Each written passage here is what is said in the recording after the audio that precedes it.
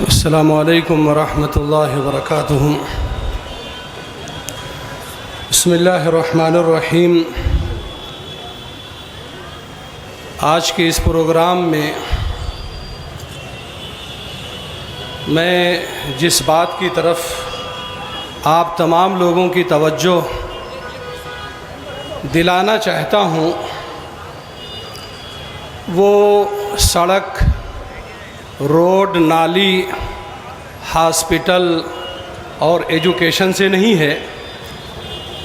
ये इन सब के काम के लिए आप लोगों ने अपने अपने इलाके में कारपोरेटर चुना है।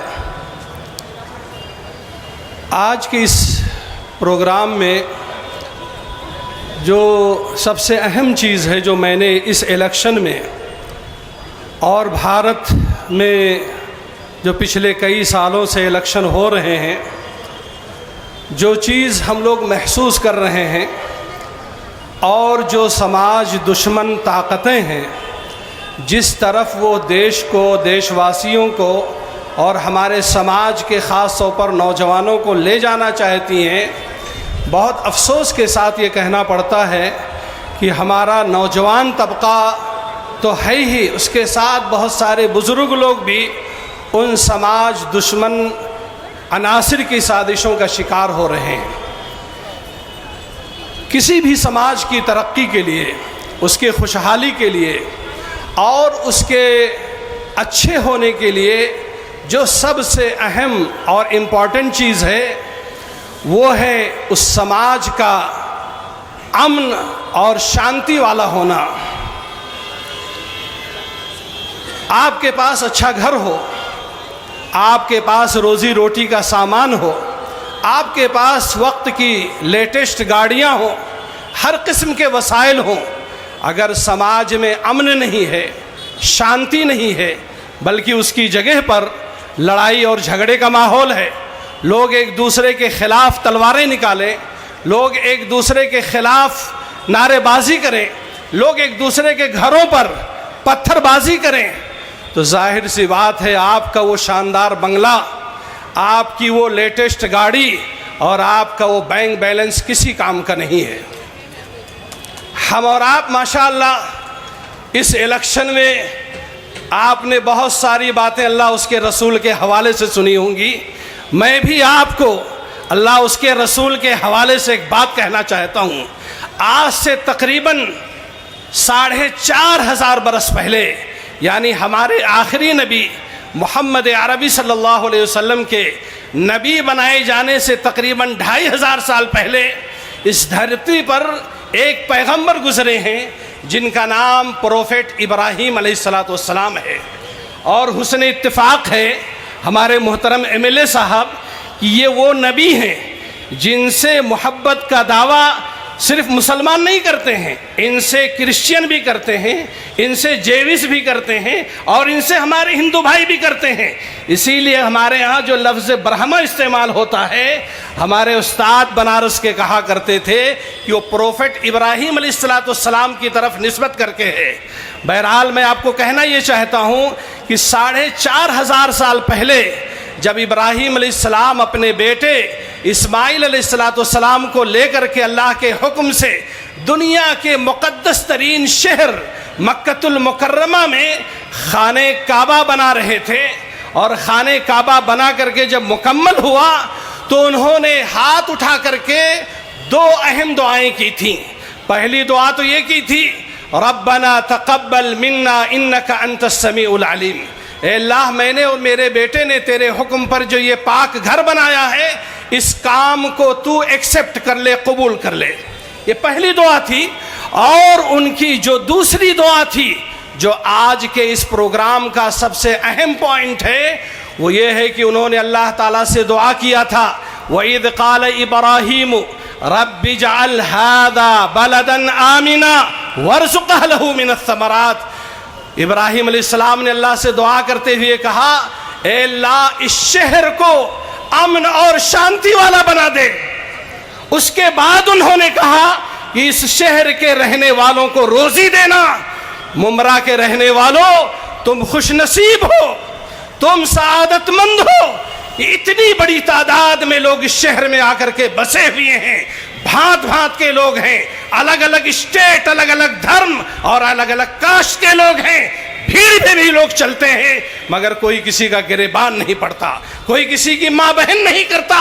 इक्का दुक्का वाकयात हर समाज में होते होंगे, ये आपके लिए सबसे बड़ी खुशी की बात है। और उस पर अगर किसी ने 4 चांद लगाया है तो इस सेकुलर लीडर जितेंद्र अहवाड़ साहब ने लगाया है। अहवाड़ साहब, मैं आपके रोड और लाइट और गटर की वजह से मैं आपसे मोहब्बत नहीं करता हूं। ये बात यहां से लेकर के पूना, वापी, जहां पर भी मेरा लेक्चर होता है, मैं यही कहता हूं कि उस आदमी की सबसे बड़ी खूबी यह है कि वो आदमी फिरका परस्त नहीं है, वो आदमी धर्म की राजनीति नहीं करता। और सुन लीजिए, हम इस मुल्क के हर उस लीडर का रिस्पेक्ट करते हैं, एहतराम करते हैं, किसी भी पार्टी से वो हो, किसी भी जात से हो, जो इस मुल्क को साथ में लेकर के चलता हो। जानते हैं क्यों? जानते हैं क्यों? इसलिए कि हमारे नबी बनाए जाने से पहले जब 20 साल के थे तो मक्का में इक्का दुक्का वाकयात हो गए। वाकया ये हुआ कि कुछ बाहर के बिजनेसमैन आए, उन्होंने मकामी लोगों से अपना माल बेच दिया, तो कुछ लोगों ने तो पैसा वापस किया, कुछ लोगों ने कहा पैसा नहीं देंगे, जाओ तुमको जो करना है करो। उस वक्त के जो समाज के गैरतमंद लोग थे, जिनमें से कबीले बनु हाशिम, कबीले बनु ज़ुहरा और इसी तरीके से कबीले तैम के लोगों ने बाकायदा एक मीटिंग बुलाई कि अल्लाह का ये मुकद्दस शहर, इसका अमन व शांति गारत हो जाएगा, लोग इस तरीके से लुटते रहेंगे और उनका माल छीनता रहेगा। इसीलिए अब्दुल्ला इब्ने जदान, एक कबीले का सरदार, उनके घर पर मीटिंग हुई, उसमें हमारे नबी मोहम्मद अरबी सल्लल्लाहु अलैहि वसल्लम भी 20 साल की उम्र में शरीक हुए और ये एग्रीमेंट हुआ, ये मुआहिदा हुआ कि आज के बाद शहर में किसी का हक नहीं मारा जाएगा, बल्कि जालिम का हाथ पकड़ा जाएगा और मजलूम की मदद होगी। अरे आप भी तो उसी के नबी के नाम लेने वाले हो। और हमारे नबी ने कहा था, नबी बनाए जाने के बाद, मा उहिब्बु अन्न ली बिही हुमरन नाम, नबी बनाए जाने के बाद आपने कहा था कि अगर मुझे उस मीटिंग के बदले में अरब के लोग सुर्ख ऊंट, जो अरब का सबसे कीमती माल है, अगर अरब के लोग मुझे वो सुर्ख ऊंट भी दें तो मैं इस किस्म की मीटिंगों में शरीक होने के लिए आज भी हाजिर और उसके लिए तैयार हूं।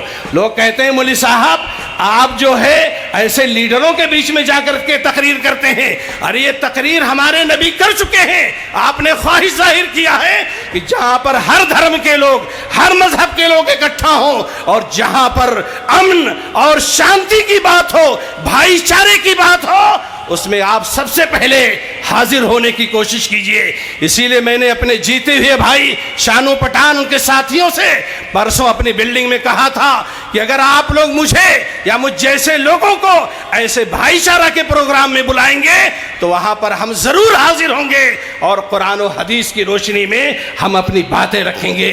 मेरे मुमरा के भाइयों, अमन और शांति को बाकी रखो। और अगर कोई ऐसा लीडर आपको मिल गया है, अरे भाई नाला देर में बनेगा, रोड थोड़ा देर में बनेगा, मगर ये लोग जो ट्रेन और लोकल में जाकर के रोजगार करते हैं, हमारी माँ और बहनें सुबह दोपहर शाम यहां से जाकर के नौकरी करती हैं, लोग एक्सप्रेस ट्रेनों में अपने गांव जाते हैं। अगर मुल्क में अमन और शांति नहीं होगी, इलाके में अमन और शांति नहीं होगी, तो ये रोड लेकर के क्या करोगे, ये नाला लेकर के क्या करोगे, ये स्कूल और ये हॉस्पिटल लेकर के क्या करोगे। इसलिए वो तमाम ताकतें जो चाहे दाढ़ी रख करके आए, चाहे टोपी लगा करके आए, चाहे अल्लाह रसूल का नाम ले, अगर वो फिरका परस्ती की बात करते हैं, चाहे इस्लाम के नाम पर या गैर इस्लाम के नाम पर, आप लोग उनको रिजेक्ट कीजिए। यही इस्लाम की दावत है, यही अल्लाह की दावत है, यही हमारे रसूल मोहम्मद अरबी सल्लल्लाहु अलैहि वसल्लम की दावत है। ये कौन सा तरीका है कि लोग इलेक्शन जीते और उन्होंने लोगों को धमकियां देना शुरू किया।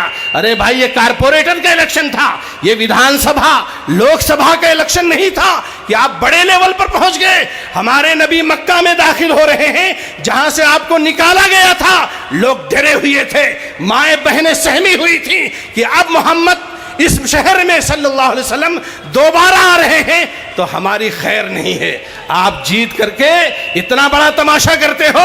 हमारे नबी जब मक्का में दाखिल हो रहे हैं तो ऐलान करते हैं कि जो अबू सुफियान, जो आज तक मेरे दुश्मन थे, उनके घर में अगर कोई आदमी दाखिल हो जाता है तो उसके लिए भी अमान है, और जो मस्जिद हराम में दाखिल हो जाता है उसके लिए भी अमान है, और जो अपने घर का दरवाज़ा बंद कर लेता है उसके लिए अमान है। मोहम्मद सल्लल्लाहु अलैहि वसल्लम किसी की जान माल और इज्जत व आबरू के साथ खिलवाड़ करने के लिए नहीं आए हैं। ये बात मैं इसलिए कह रहा हूँ कि बहुत सारे लोग दीनी लबादे में आकर के शहर के माहौल को ख़राब करने की कोशिश करेंगे।